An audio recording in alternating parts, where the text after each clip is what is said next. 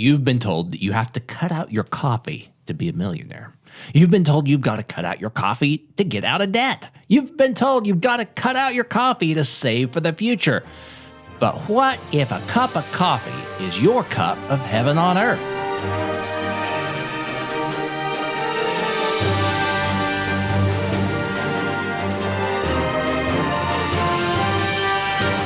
You're listening to Wealth Talks. Here today on Wealth Talks, we're going to talk about how to pay off debt.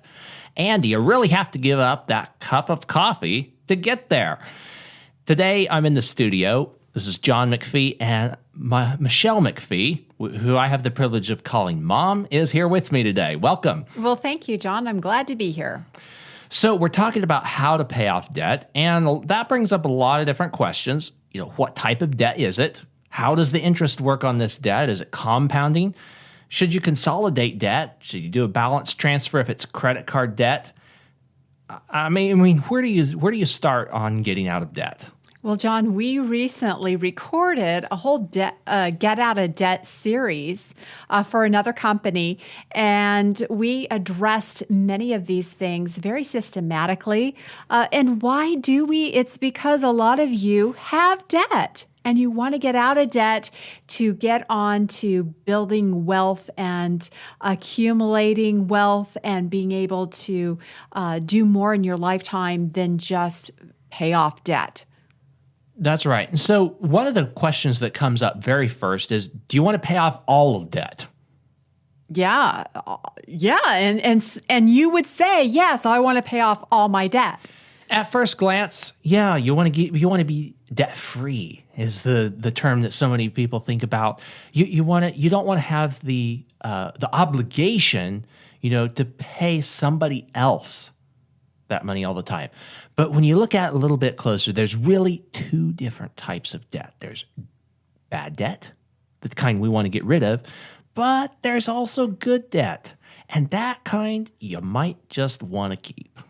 Yes, and it's really hard for us to live completely debt-free. Because think about it. You use your cell phone all month long, and then what happens? Well, the bill comes, and they tell you if you went over your plan or not. And same things happens with electricity. You use the electricity, you turn your lights on, you run your vacuum cleaner. Well, maybe not as often as you should, but all those things with electricity. And then after the use, you get the bill. You're in debt. You're in debt to the electrical company, and hopefully you don't let that debt go on and on and on. But every month you are in debt to the company, and you have to pay that off. So just living a debt-free life, that's probably not the lifestyle that you want to live. And let's talk about a mortgage for a minute. With a mortgage, the interest rate is generally pretty low, at least in the environment that we have in the economy today. So the interest rate on your mortgage is low. Do you rush to pay that off? Paying off a mortgage can be like trying to eat an elephant. You send payment after payment there, and what do you have more when you've paid off your mortgage? Well, yeah, you own the house, but do you really get that much more use out of your hallway because you own your house? Hey, John, that's funny. No, you really don't. I guess you could run up and down because you're really excited because you paid your mortgage. So what's the benefit? Well, you don't have to pay interest, right? Well, that's right. But then you also don't get to write that interest off on your taxes. So we have a tax write-off with that interest. Sure do. Yes. That home mortgage. And like we said earlier, it's not that much interest as far as the interest rate is concerned. So what the question really becomes is, paying off your mortgage, maybe that is something you want to do. Oftentimes, when it comes down to it, paying off your mortgage is more of an emotional decision than just based on the numbers. Yeah, because sometimes. if we start basing it on numbers, what we can do paying off mortgage, or what we could do with the money that we would use towards paying off a mortgage early, the numbers tell us we should be doing something else. If we want to have more cash, we want to have more buying power, then the numbers tell us we should not be paying off the mortgage early. Mm-hmm. So let's go back to for real quick to the concept of what the experts all say. You got to cut out your coffee to get out of debt. You got to cut out your coffee to be a millionaire, save for your future, whatever it is. Got to cut out your coffee. But what if your coffee's your piece of heaven on earth? Where do we start? Well, I think let's just go back to that cut out your coffee thing. A lot of times, those financial gurus or financial entertainers will tell you that if you'll simply save the amount that you spent on coffee each day and set that aside, that you'll become a millionaire. Well, maybe, maybe not. There is truth that we need to consider our expenses and live within our means, and we do need to be saving. And if you are spending your savings, what should be your savings, on coffee, then things are out of balance. But to say you should not have coffee so that you can get ahead financially and pay everything off and become a millionaire, then what? Do you get to have a cup of coffee then? So we need to have balance in our lives. We need to enjoy life every day that we live. We could save everything up for our future and find out that our future is very short, or maybe we don't have that future that we were hoping for. So we need to enjoy life a little bit every day. And yes, we also need to be balanced in that we're saving for the future, but it shouldn't rob us of our pleasure and enjoyment of today. Very good. So this balance that you're talking about, that starts, on a financial level with the 10-20-70 rule. You want to tell us a little bit about that? Yeah, 10-20-70 rule. We take our income, we divide it up. 10% is our savings. Let's not get that confused with investing. Some people say, oh yeah, I save in my 401k. No, you invest in a 401k because by definition of an investment, you're at 100% risk of losing everything. So don't get confused on that. Oh boy, that was a tangent. So 10% of your income goes to savings. If you have debt, 20% of your income goes to paying off debt. And, if you don't have debt, then you can save more. That's nice. And 70% of your income goes to your living expenses. Now, we just talked about the mortgage a few minutes ago. That is really part of your living expense, because if you didn't have a mortgage, then you'd be renting. And that would certainly come out of your living expense. Also, a car. If you are making car payments, we like to consider that part of the 70%, because try to get around without a car. Try to go to your job. Try to live without a car, unless you're, of course, in downtown New York City. And although we have a lot of clients in New York City, I would say the majority are not in New York City, and they need a car to get around. There we go. So if your coffee can be part of your 70%, hey, you don't have to give up your coffee. If you can get that 10% savings in there without cutting into that 70%, fantastic. You found a way to make this balance work for you. And I also like to offer the other idea is that your coffee doesn't have to be the local chain that everyone goes to, not every day. You might find other ways to enjoy coffee. You might, do it the old-fashioned way, have a coffee pot at home and maybe the special additives that you enjoy in your coffee, and cut some of the expense. Find ways to satisfy your craving for that coffee, maybe a little less expensively, so that you can have more in your life, get more out of your dollar. Very good. So you might be thinking as you're listening to this, well, should I save, or should I put all that extra savings toward paying off debt first? And again, this comes down to balance. The balance. You do need to be saving something, so you're building something while you pay off your debt. Otherwise, you get out of debt and you're simply back at zero, just like everyone else. Right. Having savings creates cash that you can build on. I mean, when we talk about savings, we want to put in a place where we are getting guaranteed growth on it. We have access to use it, all of those good things. And really, that becomes an asset. And some people are so focused on getting out of debt, getting out of debt, getting out of debt, that they forget that they need to have assets at the same time. And so it's kind of like the person who says, well, I got to get out of debt first, then I can enjoy life. Then I can start saving. Then I can have assets. That's like the person who says, well, I'll lose weight first, then I'll start exercising, then I'll start eating healthy, then. But life just doesn't work that way. You're right, It John. works, so we have to put in the efforts before we see the results. That's and right. That's very true. So we have to save. And to get this balance right, we have a special worksheet for you, the 10-20-70 worksheet. I'll put the link right in the resources here for this podcast. So you'll be able to click right there on the page and download the 10-20-70 worksheet. You can put in your own numbers and see what this balance is for you. One of the other things that you'll want to do as you're looking to pay off your debt is you need to make a list of all of your debts. So list out the amounts. Put a name beside each one, a little description, list out the interest rates, the minimum payments, what you're actually making in payments. And looking at that list will help you to prioritize how you pay those debts off.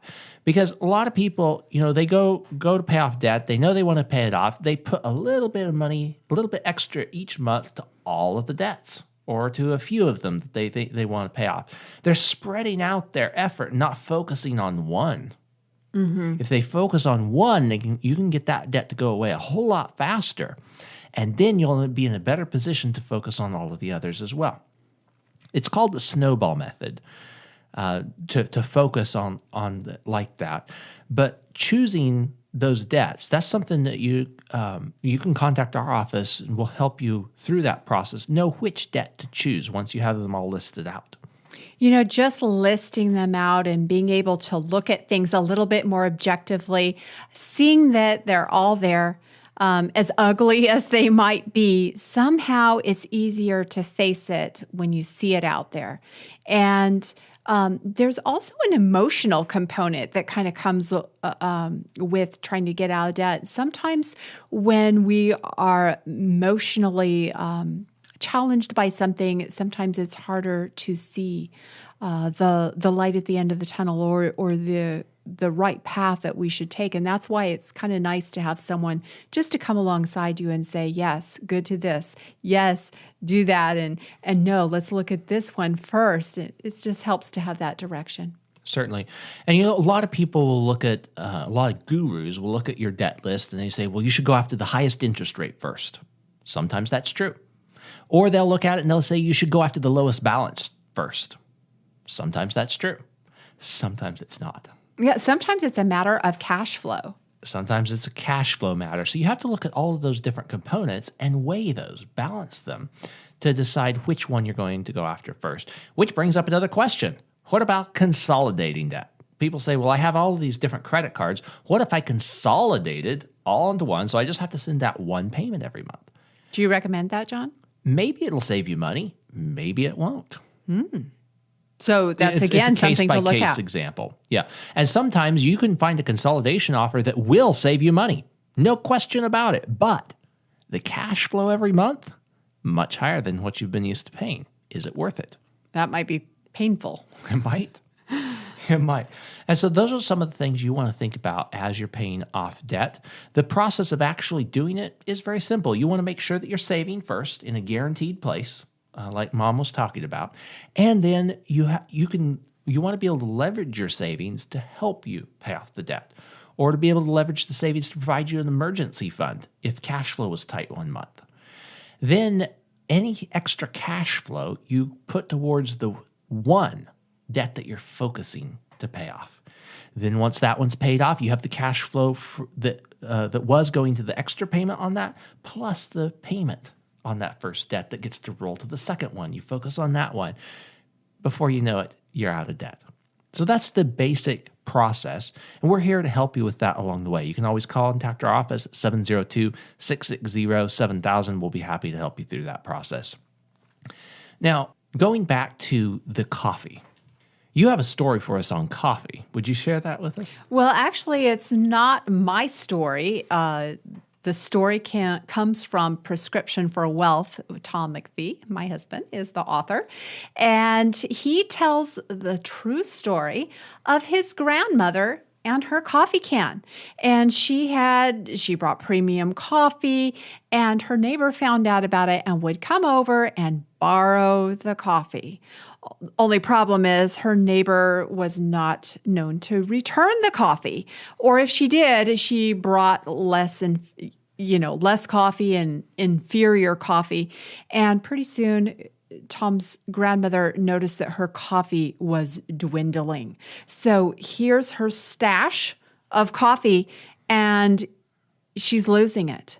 And when it does come back, well, it's inferior to what it was. And Tom likens this to having a safe place to keep our money, where it keeps its value and can continue to provide for us in the future, just as his grandmother's coffee can held the coffee that she was to use in the future. It's a great story likening to protecting our money. Well, a lot of our clients, some of you out there, you want to teach your children to how to value money, how to protect wealth. And so our children, a couple of my daughters, Gracine and Anna, took that story that Tom wrote and made it into a children's book, Grandma's Coffee Can. And I recently had a mother tell me, "Oh, I loved that book.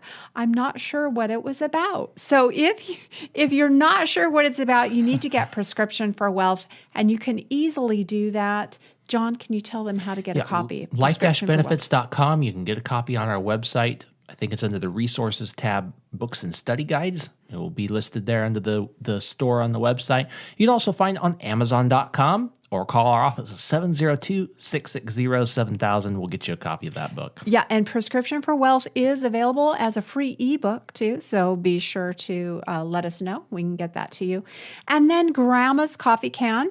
There you can also get that book on Amazon. You can also call our office or get it from the website, either any one of those ways. And I just had this is kind of like a commercial, John. Just had a client send us a picture of his little son enjoying the book, Grandma's Coffee Can. He's rather young yet, but in the back of the book are also some study guide type questions, but more for a parent and child to share together to discuss the concepts in the book. So again, Tom's book, Prescription for Wealth, shares a story about Grandma's Coffee Can in chapter 6 and Grandma's Coffee Can for the young kids in your life. So the financial gurus would tell you that coffee is a luxury. Some people think coffee is a necessity. And the coffee story that you just heard talks about how to protect your savings, whether that's in coffee or whether it's in money. The story of a great-grandmother and her coffee can is a wonderful story that demonstrates that, both in the Prescription for Wealth book and the book Grandma's Coffee Can. So remember that as you're paying off debt, as you are saving for your future, and yes, as you are becoming a millionaire too. Any last words you'd like to leave everyone with today? I don't think so. If you're not in debt, hey, you're just in a spot to get started with your savings and building assets and wealth even more quickly.